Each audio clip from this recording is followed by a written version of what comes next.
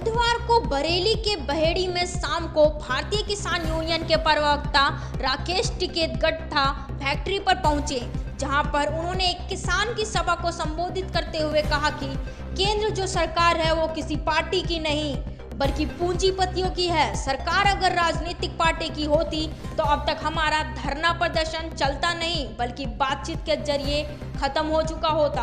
हम किसान 8 महीने से धरने पर बैठे हैं, लेकिन सरकार बात करने को तैयार ही नहीं है। जब देश की आज़ादी की लड़ाई में 90 साल लगे थे, हमारे आंदोलन को भी अभी 8 mहीने हुए हैं और हमने भी सरकार से कह रखा है कि जब तक तीनों काले कानून वापस नहीं लेते, जब तक हम किसान घर वापस नहीं जाएंगे। आंदोलन चाहे 30 या 35 साल तक चले, हम किसान अगली पीढ़ी को भी तैयार कर रहे हैं। सरकार के साथ विपक्ष को भी जमकर कोसा कि जब किसान आंदोलन के लिए हमने विपक्षी पार्टी के समर्थन में लिए चिट्ठी लिखी तो कोई जवाब नहीं आया। उन्होंने किसानों से अपील की 22 तारीख से दिल्ली में सांसद भवन का घेराव करेंगे। 200 किसानों की टीम बनाकर दिल्ली परिवहन की बसों से किसान रोज सांसद भवन का घेराव किया करेंगे।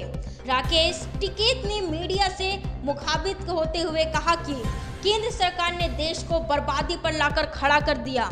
जितनी भी सरकारी कंपनी थी उन्हें बेच डाला और देश को पूंजीपतियों के हाथ गिरवी रखवा दिया। यदि ऐसा हो गया तो देश का अनाज गोदामों में बंद होगा और रोटी तिजोरी में बंद होगी, लेकिन हम किसान ऐसा नहीं होने देंगे। अगले महीने के 15 तारीख को मुजफ्फरनगर में बड़ी पंचायत है, जिसमें सरकार से बैठकर बात होगी। यदि सरकार किसी बिल कानून वापस ले लेती है तो हम आंदोलन खत्म कर देंगे। यदि हमारी मांगे पूरी नहीं होती तो हमारा आंदोलन और बड़ा हो जाएगा।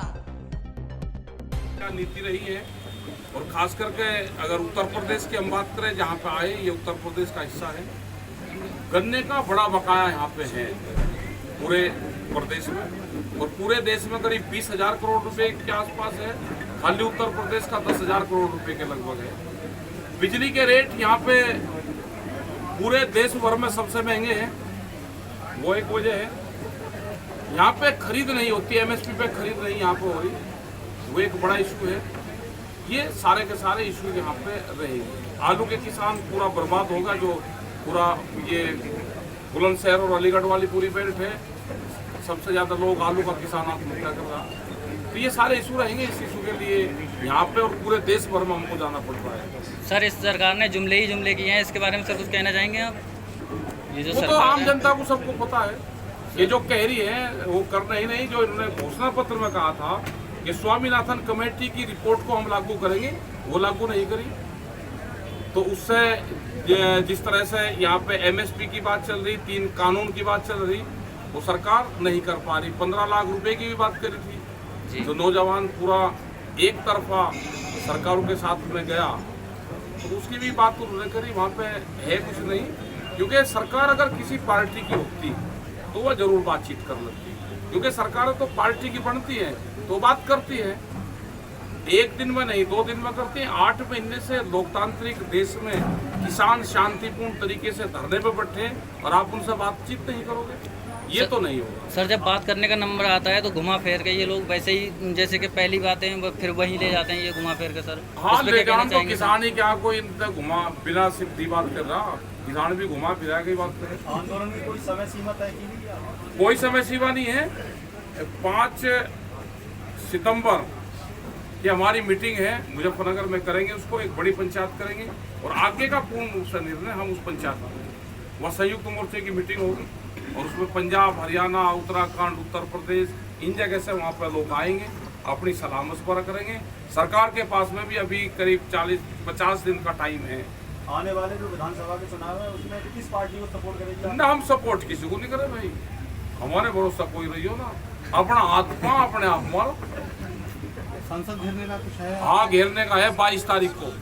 22 तारीख को 200 लोग हमारे हर रोज जा करेंगे, बस से जाएंगे। डीटीसी बस हमने कहा कि डीटीसी बस 2 टिकट लेंगे, संसद भवन के बाहर जाएंगे, अपना प्रदर्शन करेंगे। पार्लियामेंट खत्म हो जाएगी, वहीं से वापसी आ जाएंगे, अगले दिन फिर जाएंगे। सर, जब किसान की बात आती है ये लोग मैन क्यों जाते हैं? 8 महीने किसान आंदोलन को हो रहे हैं, आपकी तरफ से खास तौर से वैसे किसी पार्टी के लिए नहीं कहा जा रहा है, हाँ, लेकिन ना। विधानसभा चुनाव में मानते हैं जो कंडीशन है उसका फर्क पड़ेगा विधानसभा चुनाव पे। और भाई तो दूसरे वाले भाई हमने तो कह रहे हैं अपना लगो भाई, विपक्ष वाला का क्या काम है? वे सड़क पे भी लड़ाई लड़ो और अपने वहाँ पे भी लड़ाई लड़ो, अपना काम करो। हम तो नॉन पॉलिटिकल है, हमें क्या पता कौन कहाँ देगा। हम तो उनके कार्यकाल बतावे कि किसने क्या क्या करा।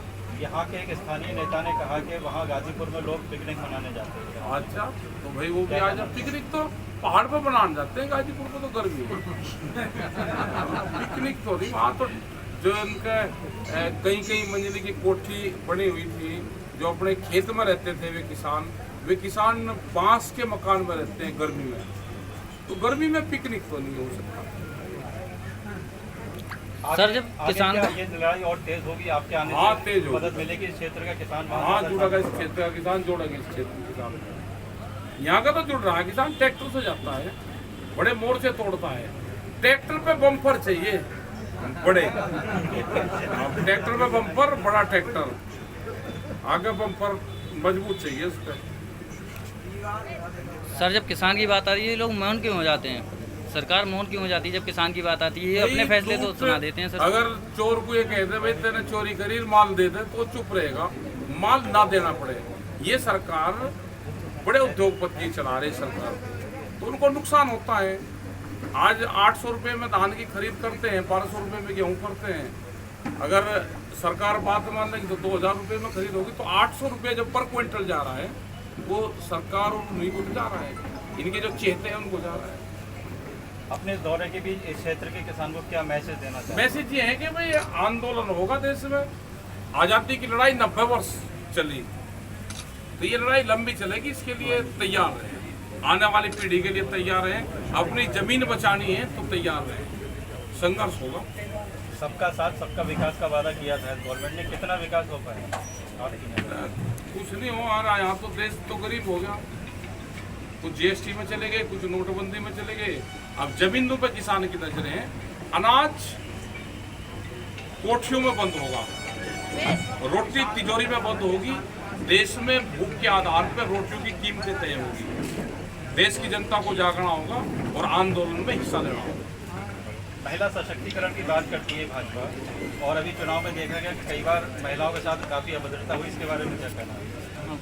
यही ज्यादा बात कर रहे थे महिलाओं की कि यहाँ पे सुरक्षित है, और इन्हीं के खुद नेता पुलिस की मौजूदगी में महिलाएं पर्चा न अंदर से खरीदे हैं, उनको बस उनके फाड़े गए, जिससे महिलाएं अंदर अपना पर्चा दाखिल कर दे, पर्चा लेने ना जा सके। ये तो शर्मसार घटना है। इसके लिए माताएं हैं, बहनें हैं, उनके लिए हमको कहते भी शर्म आती है कि इस तरह का व्यवहार है, सब जनता ने। यहाँ पर कई किसानों पे फर्जी मुकदमे लिखाए गए, वो तो भाई हाँ लिखाया करें, लिखाया करें, सरकार है तो लिखाई करें। इसके लिए पार्टी कुछ करने की करेगी? ये तो मुकदमे 10,000 है, जब ये केस निपटा का दिल्ली वाला है, मुकदमे भी निपट गए। और क्या इक्का के लिए करते फिरे तो बहुत होंगे, अभी कहाँ से।